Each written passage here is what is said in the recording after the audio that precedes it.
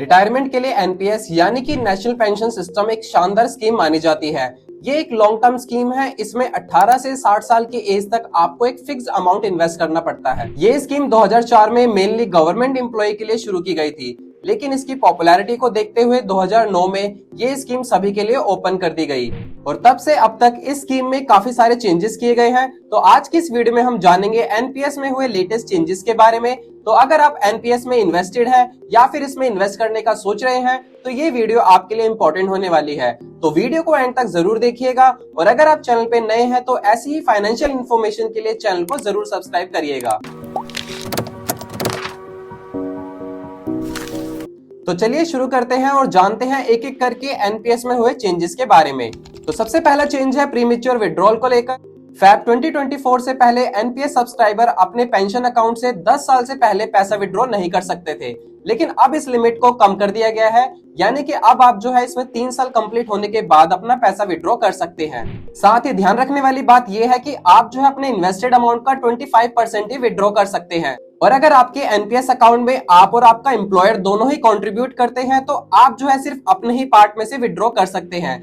आप अपने एम्प्लॉयर के कंट्रीब्यूशन में से विड्रॉ नहीं कर सकते। जैसे कि मान लीजिए एनपीएस अकाउंट में आपका कंट्रीब्यूशन है 5 लाख रुपीस का और आपके एम्प्लॉयर का कंट्रीब्यूशन है 7 लाख रुपीस का, तो टोटल जो अमाउंट हो गया 12 लाख रुपीस। तो आप जो है अपने कंट्रीब्यूशन पार्ट यानी कि 5 लाख रुपीस का ही 25% विड्रॉ कर सकते हैं, यानी कि 1,25,000 रुपीस। अब आप जो है अपने एनपीएस अकाउंट में 3 साल कंप्लीट होने के बाद विड्रॉ तो कर सकते हैं, लेकिन उसमें जो है पीएफआरडीए ने कुछ कंडीशंस रखी हैं जिसे अगर आप फुलफिल करते हैं तभी आप इसमें से विड्रॉ कर सकते हैं। ये सारी कंडीशंस आपको स्क्रीन पर दिख रही होंगी। अगर आप इसमें से कोई कंडीशन फुलफिल करते हैं तो आप 3 साल के बाद विड्रॉ कर सकते हैं। सेकेंड जो चेंज है टैक्स बेनिफिट्स को लेकर है। एनपीएस सब्सक्राइबर 60 साल की एज के बाद अपने रिटायरमेंट कॉर्पस का 60% विड्रॉ कर सकते थे एज अ लंप सम और कॉर्पस का 40% यूज होता था बाइंग एन्युटी।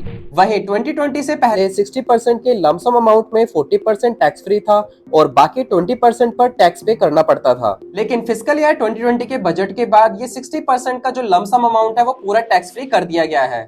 तीसरा जो चेंज है एसएलडब्ल्यू यानी कि सिस्टमैटिक लंप सम विड्रॉल। गवर्नमेंट ने स्टार्ट करा 2023 में एसएलडब्ल्यू यानी कि सिस्टमैटिक लंप सम विड्रॉल। इसका मतलब आपके कॉर्पस का जो 60% लंप सम अमाउंट है उसे आप मंथली, क्वार्टरली, हाफ ईयरली जैसे आप पेमेंट चाहते हैं वैसे उसे कन्वर्ट करवा सकते हैं। इससे आप अपने कॉर्पस के 60% पोर्शन को 15 साल के लिए पेंशन इनकम में कन्वर्ट करवा सकते हैं। फोर्थ चेंज है रिलैक्सेशन इन इक्विटी एलोकेशन।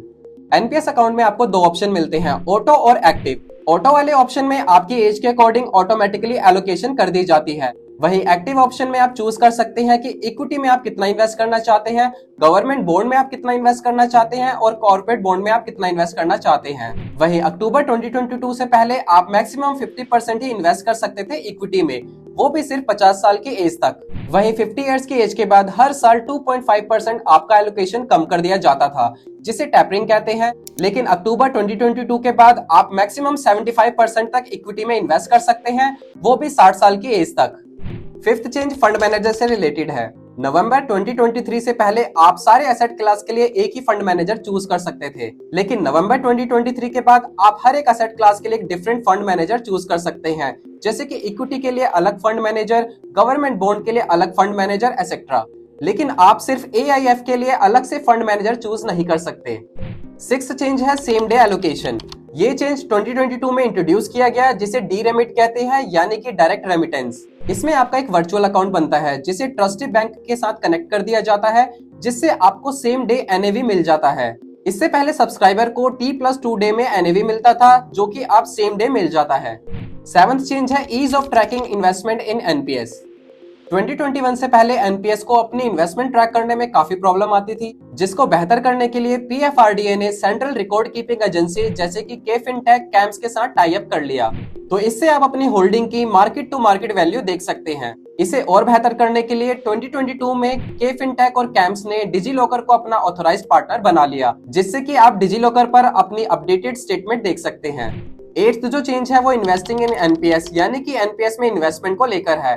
2023 से पहले आप क्रेडिट कार्ड को यूज करके एनपीएस में इन्वेस्ट कर सकते थे, लेकिन अब आप ऐसा नहीं कर पाएंगे, यानी कि आप क्रेडिट कार्ड का यूज करके एनपीएस में इन्वेस्ट नहीं कर पाएंगे।